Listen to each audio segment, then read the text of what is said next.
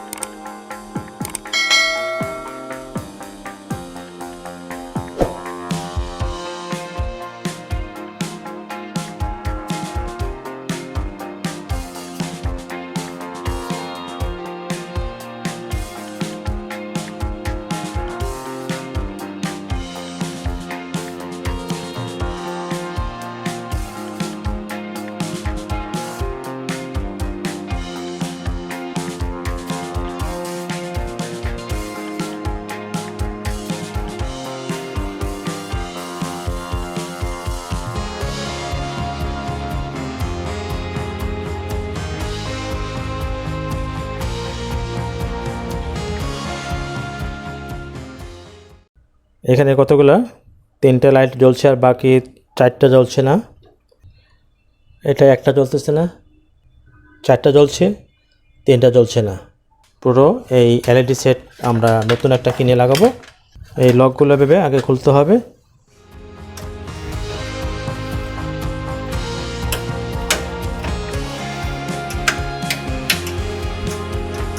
এবং এখানে টুইজার দিয়ে এখানে পুশ করতে হবে, তারপরে খুলে যাবে।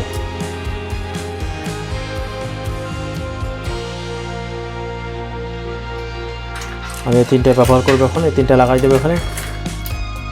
লক করলাম, এই লকগুলো বসাইতে হবে এর মধ্যে।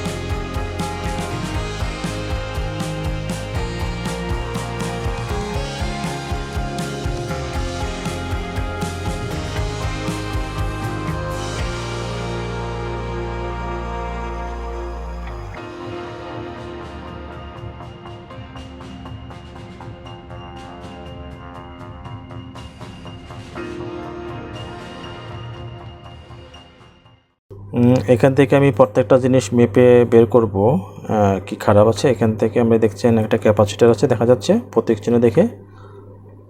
এখানে শর্ট দেখাচ্ছে, তো মনে হয় ডায়ারটা শর্ট থাকতে পারে। এবং এটা দেখি এদিকেও শর্ট দেখাচ্ছে, আমার সব দিকে শর্ট দেখাচ্ছে। এটা ক্যাপাসিটার, এটা ঠিক আছে। এই ডায়োড ঠিক আছে।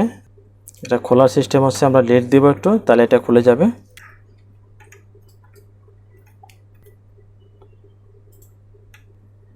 এটা শর্ট, আমরা ঘুরে দিই আবার।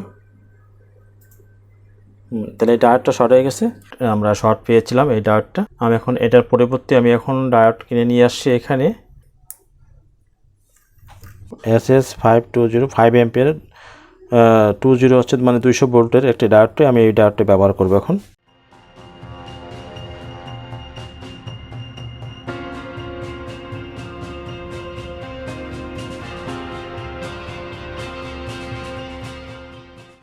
আমি এখন পাওয়ার দিয়েছি। আমি এখন এখানে ভোল্টেজটা মাপবো। এখানে আছে আমার এই পাশে থাকবে হচ্ছে নেগেটিভ ভোল্টেজ আর এটা হচ্ছে পজিটিভ ভোল্টেজ।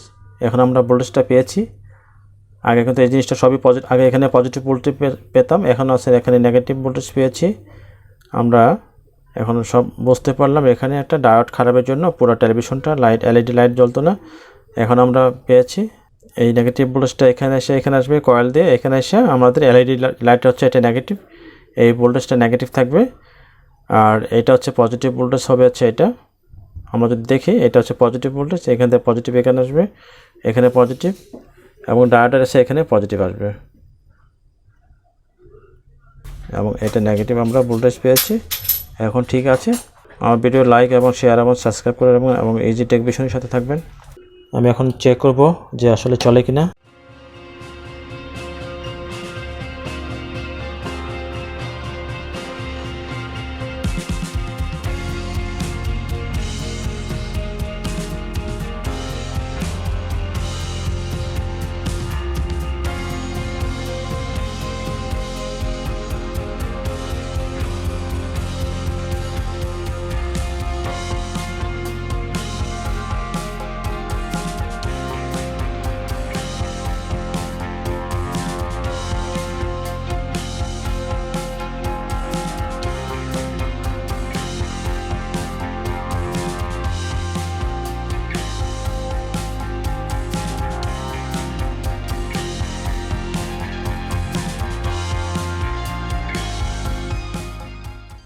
আমার ভিডিও লাইক এবং শেয়ার এবং সাবস্ক্রাইব করবেন এবং ইজি টেক ভিশনের সাথে থাকবেন।